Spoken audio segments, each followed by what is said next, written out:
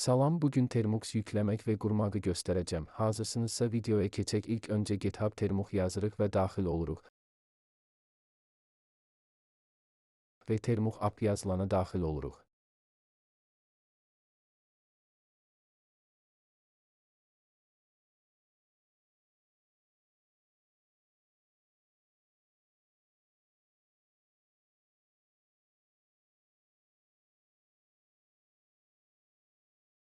Burada cihazınıza görə Termux yükləyin. Mənim cihazım 64 bitidir. Sizin cihaz necə bitdirsə bitə görə yükləyin.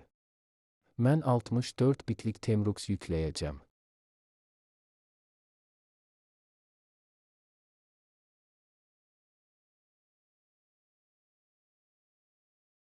Termux yükləndi. Termux qururuq və Termux'a daxil olur.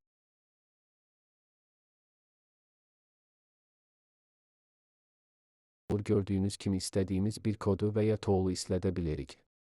Mən nümunə göstərəcəm. Videomuz bu qədər. Bəyənib abunə olmağı unutmayın.